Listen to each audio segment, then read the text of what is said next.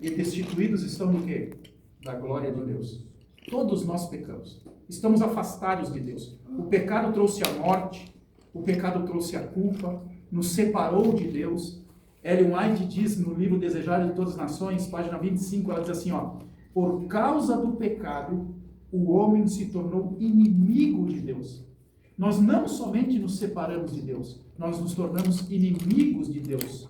E ela diz aqui, mas Deus não nos abandonou. Amém? Deus não nos abandonou. O pecado nos trouxe rebelião de nossa parte para com Deus. Mas Deus, olhando, teve compaixão e disse, não vou te abandonar. Eu vou achar um meio de escape. Uma forma de resolver esse problema. Né? Então, a gente sabe que esse meio de escape não está em nós. Não está em nós. Não está nas nossas boas ações. O profeta Isaías, capítulo... Tu tem como colocar esses textos, projetar? Vai projetando esses textos que eu estou falando, que daí vai mais rápido do que o tempo. Eu queria ler na Bíblia com vocês, mas eu vou mencionar por causa do tempo, tá, irmãos? Isaías 64, verso 6. Isaías... Deixa eu até sair daqui. Melhor desligado ou ligado? Muda alguma coisa? Desligado. Deixa desligado, ajuda um pouquinho. Deixa eu ficar aqui, que daí eu consigo ver todos. Só não precisa derrubar, né? No processo da salvação, Deus não pode considerar nossas obras, porque são trapos de imundícia. A gente não pode comprar o favor de Deus com as nossas ações. A Bíblia só diz assim, aceite. Aceite a salvação que eu estou dando para ti. Nunca esqueça. Não estou dizendo aqui que não é importante ter boas obras. Não estou falando isso. Não estou falando aqui que não é importante a obediência. Não estou falando isso. A obediência e as obras é produto, é resultado do quê? Da salvação. Eu não tenho boas obras para me salvar. Eu tenho boas obras porque fui salvo. Entenderam? É diferente a abordagem. Tá? Então, notem que o problema do pecado não se resolve com as minhas justiças, com minha obediência, tá? Porque é trapo de imundícia. Então, qual é a solução? O que diz? Nem precisa projetar. João 3,16. O mundo de tal maneira que deu o seu Filho unigênito, para que todo aquele que nele crer não pereça, mas tenha vida eterna. Então, Deus deu o seu único Filho para morrer por nós. E todos os que creem nele, o texto não diz todos que obedecem nele, mas todos os que creem nele, aceitam ele pela fé, não vão perecer, mas vão ter vida eterna. Certo? Então, nós temos claramente a cruz de Jesus pagou a dívida que nós deveríamos pagar, com nossa vida. A cruz pagou. O Desejado de Todas as Nações, página 756, e Ellen White diz assim, Cristo na cruz do Calvário sofreu em nosso lugar. Ele levou sobre si a culpa que pertencia a quem? A nós. Eu quero que vocês entendam. Como é que nós vamos pagar a dívida da transgressão? Como é que vamos pagar? O que diz Paulo? O salário do pecado é a morte. Ok? Como é que nós vamos pagar essa dívida? Só tem um jeito de pagar. Eu morrer. Eu morrer. Essa é a única dívida, é a única forma de eu pagar. A morte eterna, tá? É a morte eterna. Eu tenho que morrer. Aí eu pago a dívida que eu tenho com a lei de Deus. Todos nós somos pecadores. É essa forma que nós temos que pagar. Mas Jesus, ele diz assim, não, filho, fique tranquilo. Eu vou morrer no teu lugar. E você aceite a minha justiça. Porque a justiça de Cristo é perfeita, santa. Então, se eu aceitar a justiça de Cristo me cobre. ela me cobre, certo? Romanos 5, verso 1. Romanos 5, verso 1, o que diz? Olha o que diz aqui, ó. Tendo sido, pois, justificados pela fé, temos paz com Deus. Como é que nós vamos ter paz com Deus? Justificados pela fé. Porque Jesus é o nosso Senhor, que nos salvou, certo? Então Deus nos declara justos por causa de Cristo e não por causa dos nossos méritos. Eu não tenho mérito nenhum no processo da salvação. Não tenho mérito nenhum, certo? O livro Fé e Obras, página 19, diz assim, ó: quando pela fé nos apegamos a Cristo, somos justificados diante de Deus. Como é que a gente pode receber a salvação? Primeiro, Atos 3,19. Atos 3,19. Coloca para nós lá. Atos 3,19. O que diz ali? Arrependam-se, pois, e voltam-se para Deus, para que os seus pecados sejam o quê? Cancelados. Então, para recebermos a salvação, qual é? Arrependimento. Eu diria assim, que o primeiro passo seria crer. Crer que Jesus pode te salvar. E aí depois o quê? Arrependimento. Arrependimento. O que é o arrependimento? Ellen White diz no Caminho a Cristo: o arrependimento inclui tristeza pelo pecado e o afastamento dele. Tem que estar completo isso aí, né? Hein? Tem que estar completo. Sim. O arrependimento é tristeza pelo pecado e o afastamento do pecado. Porque se é só tristeza... Se é só tristeza, você fica se lamentando a vida toda ali e não muda nada. Mas o verdadeiro arrependimento sempre é um reconhecimento que sou pecador, que pequei e que vou me afastar do pecado. Certo? Então, isso é importante, certo? A fé é a mão que se estende e aceita o dom da salvação, diz Ellen White. Então eu tenho que me apropriar da salvação pela fé. E aí qual é o próximo passo? O primeiro passo seria aceitar Cristo, né? Fé em Cristo. Segundo passo, arrependimento. E o terceiro passo, qual seria?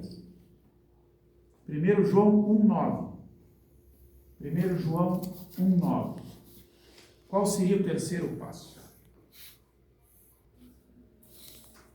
Vamos ver o que diz a Bíblia aí sobre isso. Alguém lê para nós? Se confessarmos os nossos pecados, Ele é fiel e justo para perdoar os nossos pecados e nos purificar de toda injustiça. Primeiro passo, crer. Segundo passo, arrepender-se e abandonar. E o terceiro passo, confessar. Certo? Confessar. Deus espera que eu confesse o meu pecado a Ele. Senhor, eu pequei, fiz isso, me perdoa. Eu reconheço que eu sou miserável, preciso da Tua ajuda, preciso do Teu perdão. Me cobre com a justiça de Cristo. Jesus morreu por mim, é isso que eu quero, Senhor. É isso que eu estou me apropriando agora do sacrifício que Cristo fez por mim. Né? Ellen White diz no Caminho a Cristo, página 37, ela diz assim, ó: quando confessamos os nossos pecados, a palavra de Deus nos assegura que Ele é fiel e justo para nos perdoar. Então, vão seguros de que se você confessar, você vai ser perdoado. Não duvide disso. Não duvide disso. Quando você vai para a Santa Ceia, vai com esse espírito de confissão: Senhor, me ajuda.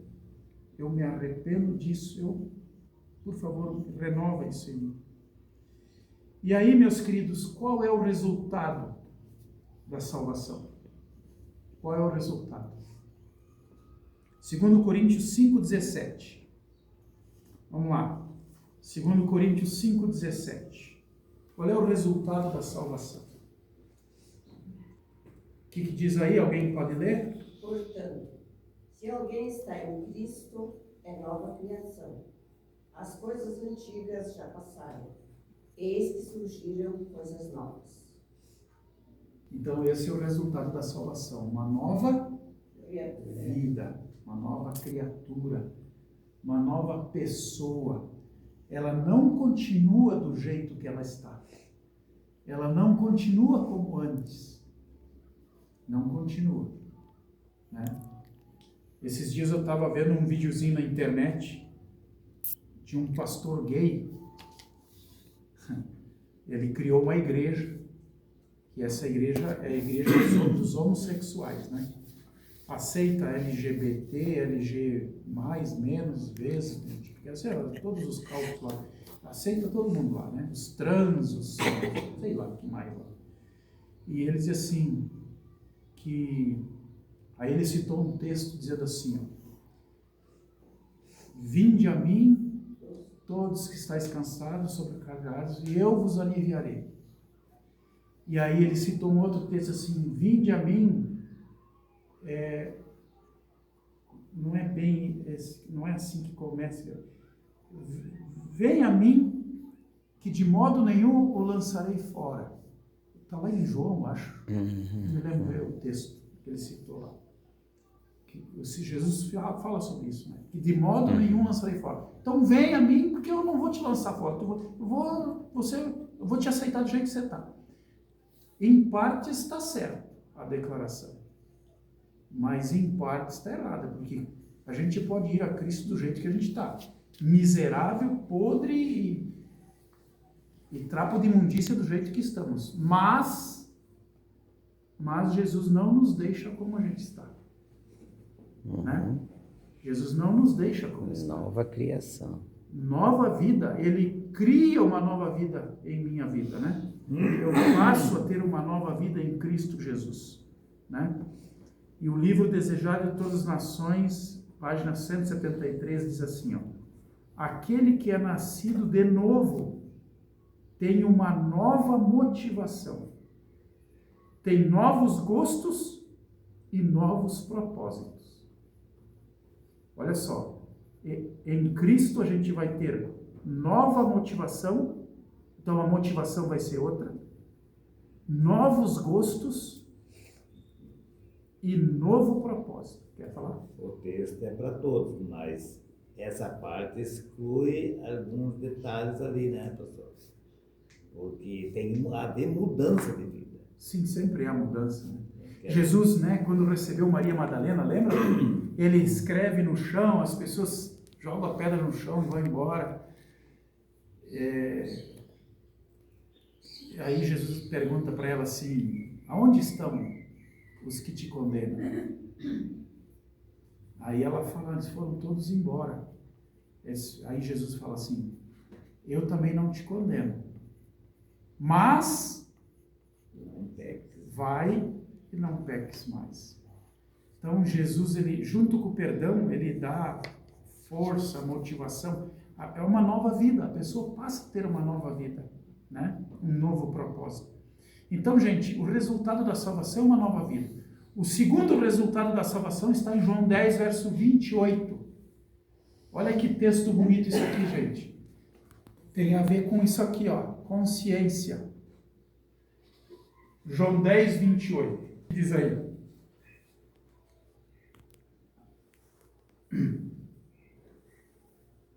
Alguém leia para nós? Nos dou a vida eterna, e elas jamais perecerão. Ninguém as poderá arrancar da minha mão. Olha só que texto interessante. Quando a gente experimenta a salvação em Cristo, nós vamos experimentar o quê? Vida eterna.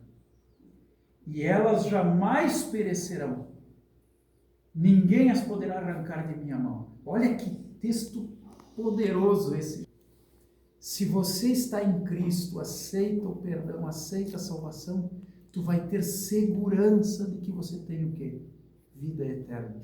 E que ninguém vai tirar você das mãos de Deus. Nem Satanás. Não vai conseguir. É segurança, isso se chama segurança. Né? Diz assim o livro Parábolas de Jesus 113. Não precisamos temer que os esforços que fizermos para obedecer a Deus não sejam aceitos. Não precisamos temer sobre isso. Eles serão aceitos.